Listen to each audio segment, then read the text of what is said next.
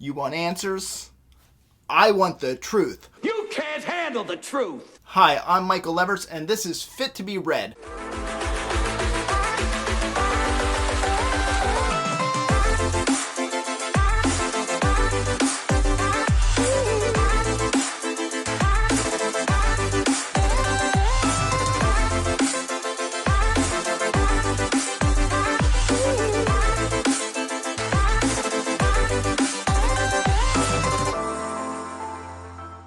Today I'm going to try to catch up on some of the tags that I'm very far behind on. So today I'm going to do the 25 questions tag. I was tagged for this by Johanna, and I will link her in the descriptions. And the original tag she has listed here was done by Maza Booktuber.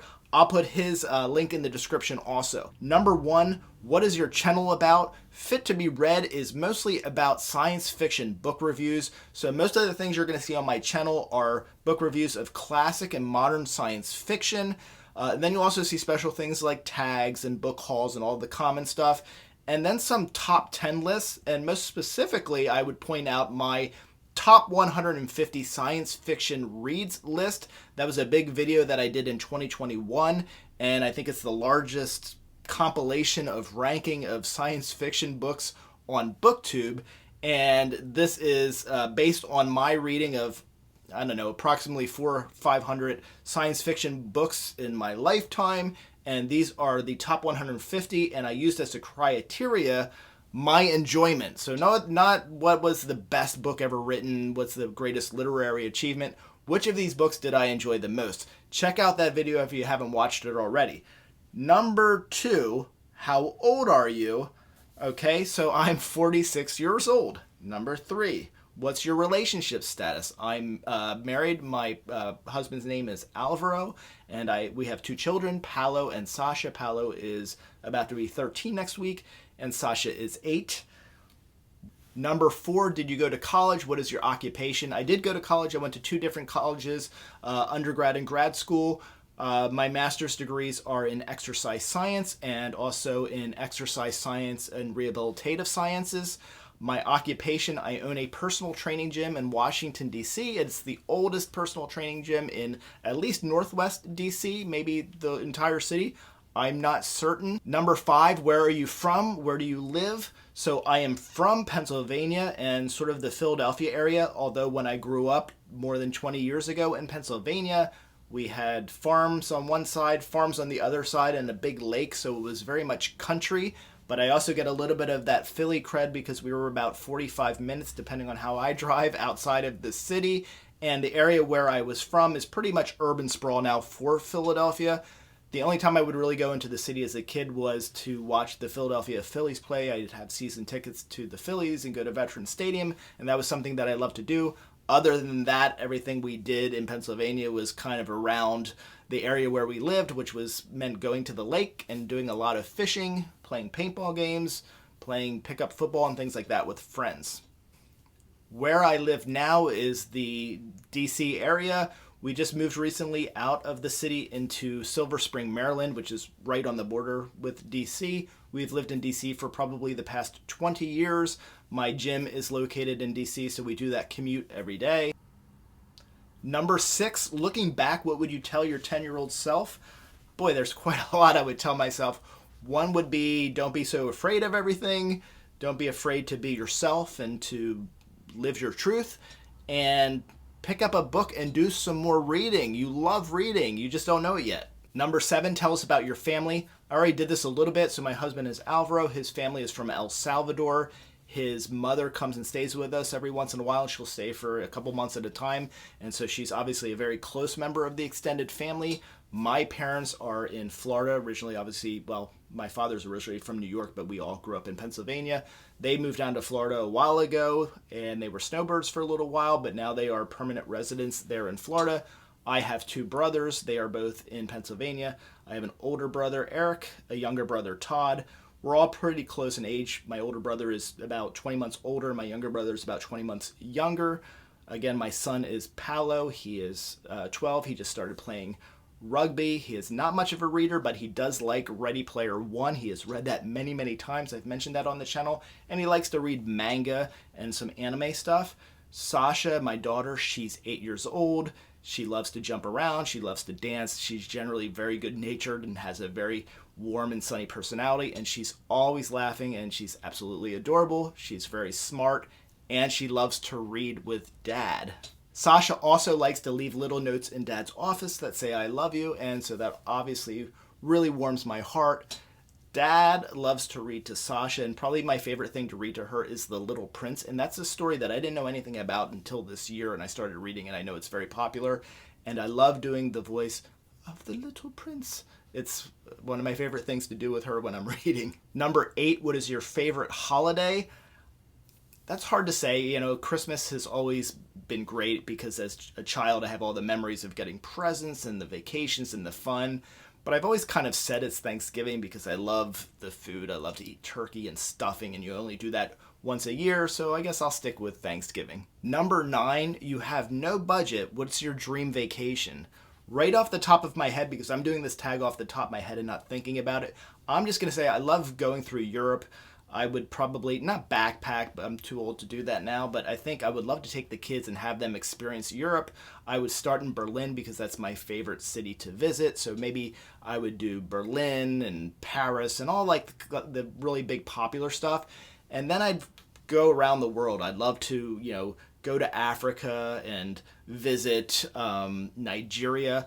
I love reading books by Nnedi Okorafor, and I have just kind of this desire to see Nigeria now because I've read so much about Ghana and Nigeria and some of these other places and have a real picture of what I think they're going to be like. I would love to experience that. I would love to go to the Far East and experience places like Beijing and Shanghai. I'd love to go to Japan. I like being in places where I don't speak the language and I sort of have to fend for myself, and I'd like to do that. I'm not sure how that would work having the kids with me.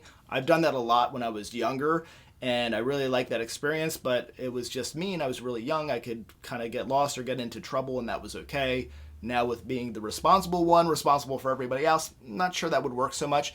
But I think just kind of a trip around the world that involves, you know, being in a city, but then also getting on the water and traveling to a destination. Maybe we're getting on a boat and we're going up to Norway.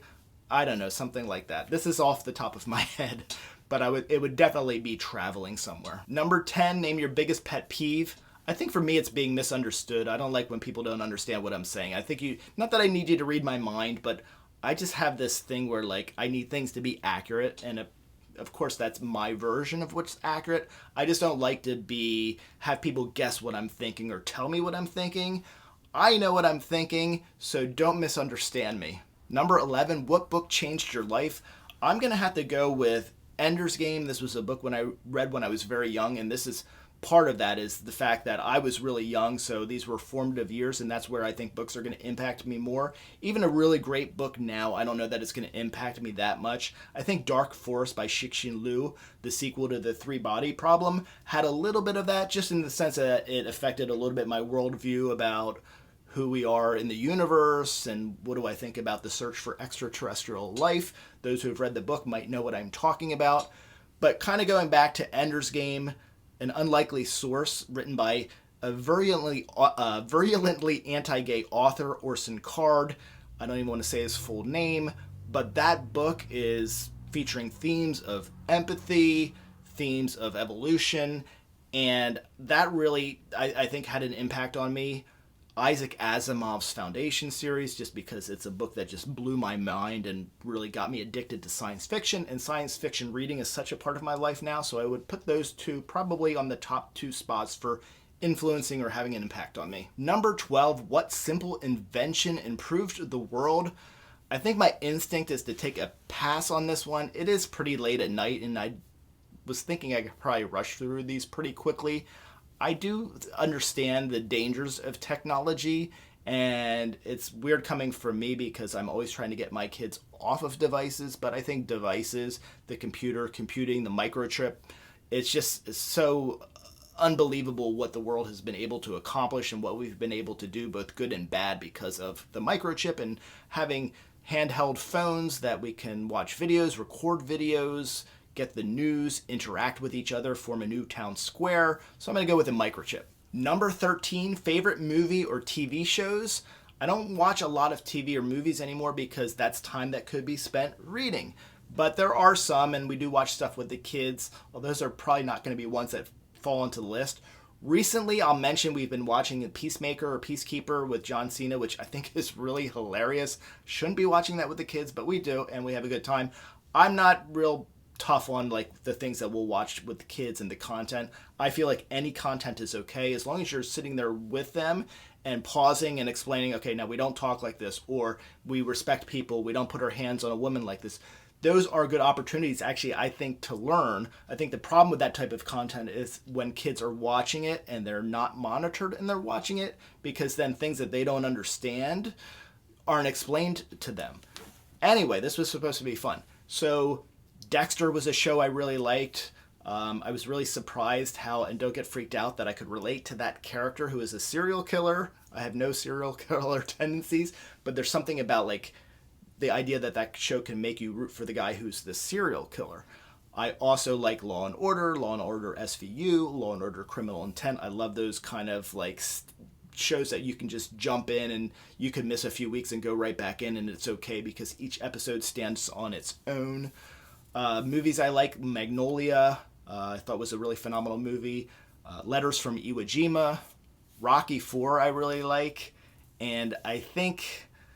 I wish I could remember what tag it was in because I listed a lot more things, but those are the ones that come immediately to mind for me. I like Curb Your Enthusiasm, I think is really funny. Always Sunny in Philadelphia is hysterical. Those are going to be my answers for this question. Number 14, describe yourself using 3 fictional characters. I can't quite do that, or I can't quite find that right now, but I'm going to just pull out some characters that I feel like I have things in common with, or that I connect with or find myself connecting with. One is going to be R. Daniil Olival from the Foundation series, which is, that's a robot or an android, I don't know what that means. Ender Wiggin, absolutely, from Ender's Game, and I don't know if it's because I feel a kinship towards him, or that I feel a sympathy and an empathy towards him, or if I see parts of myself reflected in him. I think maybe all 3 of those. Let me see if I can come up with a third one. I think I'm going to say Binti from Binti, and I feel like her journey in the first book, where the real excitement of the book is not like, is she going to find out a way to defeat these nasty aliens? It's like, is she going to find out a way to come up with a peaceful resolution? And, you know, one thing I try to always impart on my kids is, you know, even when I'm confused about certain things that are not quite black and white, we can always kind of settle on, are we putting love into the world? Are we putting peace into the world? And there's that message in Binti, so that's just coming to my head right now that that's something I relate with. Number 15, what was your dream job? I don't think growing up I ever had I want to be this when I grow up. And so I'm just going to pick the job that I'm doing now. I love being a personal trainer. I love helping people. I love owning a personal training gym. In Washington, D.C., there's really no standard for being a trainer. Anybody can be a personal trainer and get a certification. You can get a personal training certification. Even the top, I've done all the certifications, so I know what they teach. The top ones are generally the gold standard are ACSM, NASM, NSCA. I've done all of those. I could probably tutor any of my viewers watching now for 3 days, and you're going to pass the exam for ACSM or NASM, and they're beneficial. You will learn how to teach certain exercises and can maybe put together a simple lesson plan or even a very basic program design, but that's not the person you want to send your 80-year-old grandmother who has frozen shoulder and hip dysplasia to and have them say, hey, can you help me? Because they're going to say, yes, I can. So I like that I can be a gatekeeper at my gym. My trainers all have to have at least 5 years of experience, but more importantly, academically, they must have at least a degree or a master's degree in exercise science or kinesiology. That way they have a lot of experience, but experience that's grounded and solid and legitimate and appropriate academic foundation. I always kind of do a test for myself. Well, I don't always do this test, but like if I do this test for myself where I say, if I won the lottery tomorrow and won $400 million, what would I do? Would I quit my job? And the answer is no, I wouldn't. I would feel upset if I wasn't still personal training. So that's sort of my test. So I'm going to answer this question that way rather than exactly how it was asked, because that's the answer that I want to give. Number 16, if magic was real, what spell would you learn first? This is easy because I've always thought about that. Like if I was a superhero, what superhero power would I want? Invisibility. I want the spell for invisibility. There's so much around that is so cool as a skill, but nothing without any like kind of like hidden dangers, like, oh, you're going to be invisible all the time. And no, I want that spell where I can be invisible and do it at will and change back at will and keep myself out of trouble and not getting into all the troubles you might get into as somebody who is invisible, as we've seen in movies and TV shows or comic books, etc. Number 17, share a favorite childhood memory. I guess there's a lot to choose from.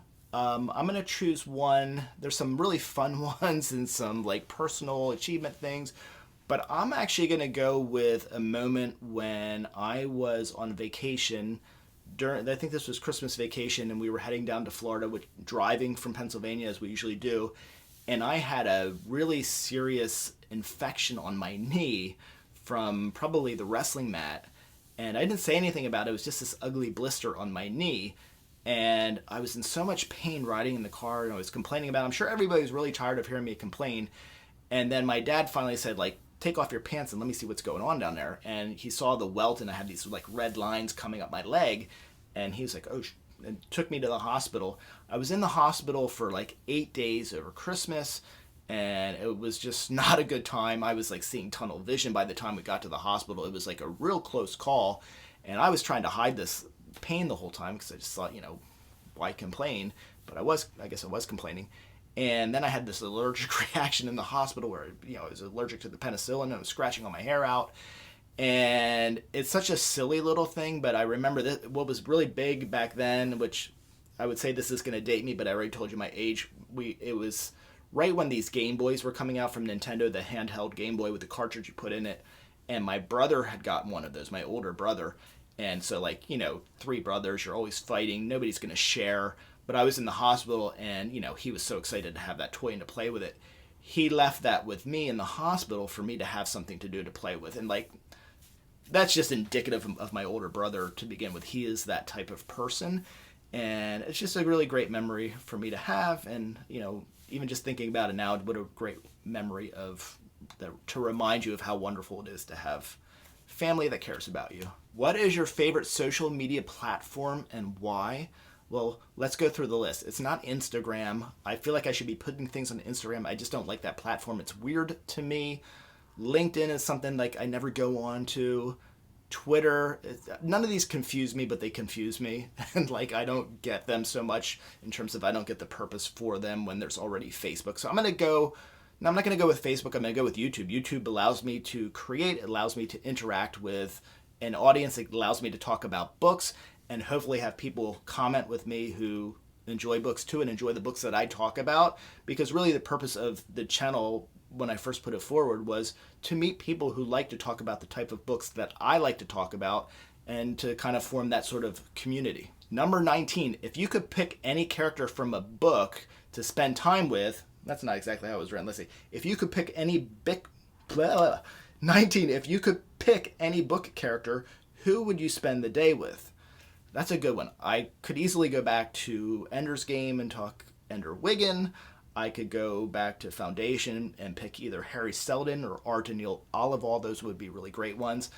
I'm going to go a little bit off the beaten path, and I'll go with Snow Crash, and I'll pick Hero Protagonist or YT. I think either of those would be really cool to spend a day in that world and just kind of talk to them about their lives. I think especially Hero Protagonist, that would be a lot of fun. Number 20, what's your spirit animal?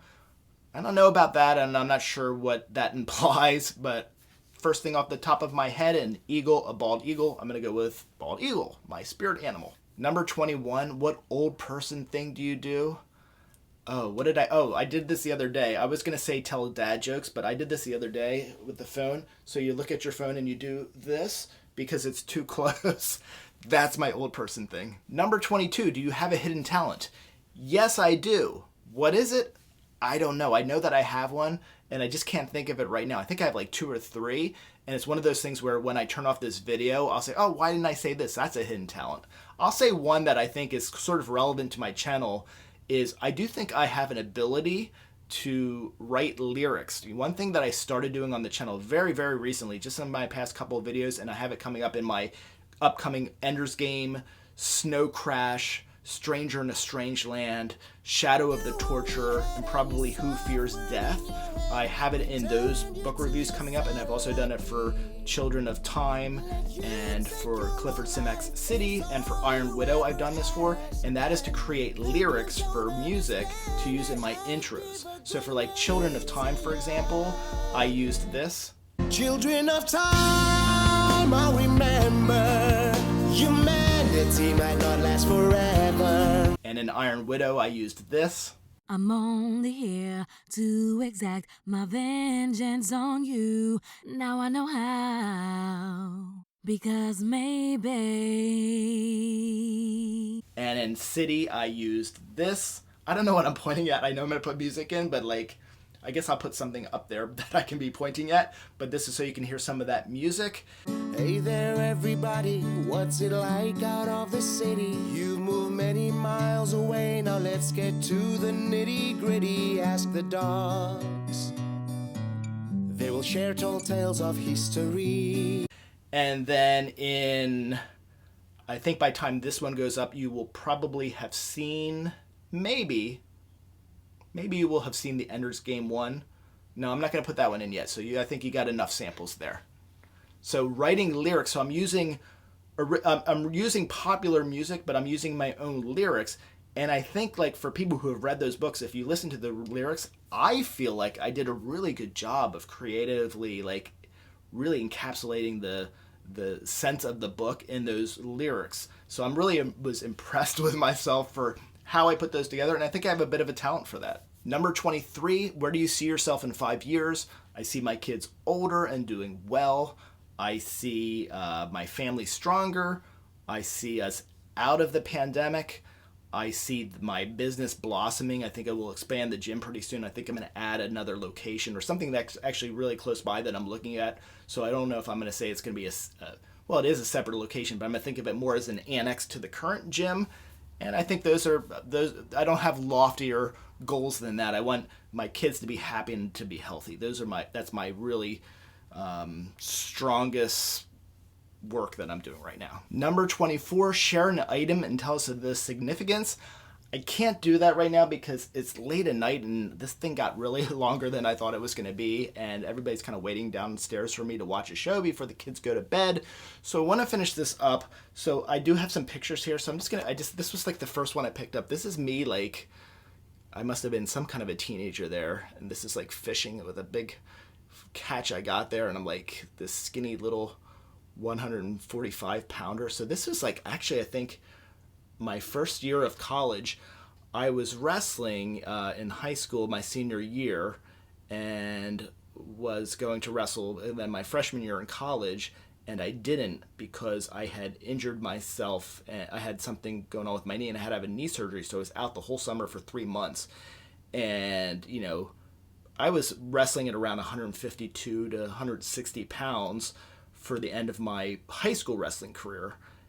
And then when I went up to college, I hit that. Actually, before that college, it was the summer, I like ballooned up to like 200 pounds, and like a big 200, muscular 200 pounds, but certainly more fat than I wanted on my body too. And I was like, this is unacceptable. So when I was in college, I like just went crazy with like dieting, some like really good habits and some bad habits, but you probably can't, I guess you can't see it on this, but like 2 months later, I was 145 pounds. And there's another picture where you see me from the side and my body is like concave, and it was insane. And then I started working out like crazy and, you know, got rid of that skinny little body. Although I sort of envy now and wish I could, boy, would I love to be not 145, but certainly closer to that. Number 25, now tag some people. I usually prepare this before I actually do it, and I don't want to tag all the same people I tag all the time. I'm going to definitely tag Jonathan from Words in Time. Jonathan is somebody who I love watching his videos. He and I do a lot of the same stuff. We talk about science fiction and we read a lot of the same things, and I really like watching his stuff, and I like watching his channel grow. So I'm going to pick Jonathan, and especially because I'd love to know a little bit more about him personally. I'm going to pick Connor Stompanato because I feel like I haven't tagged him much lately. And I want to pick one more. I'll pick David Wiley. And how about Robin from the book Wormhole? This is a channel I haven't watched a whole lot of, but I watched recently and I really liked it and I commented on it. And with a book, I don't know if she's done this one. I think that's going to be it for now. So those are my tags. Thank you for watching today. I'm Michael Leverts. Please do all that liking and subscribing. Click on the notification bell and YouTube will let you know every Thursday at 1 o'clock when I release new content. Thank you.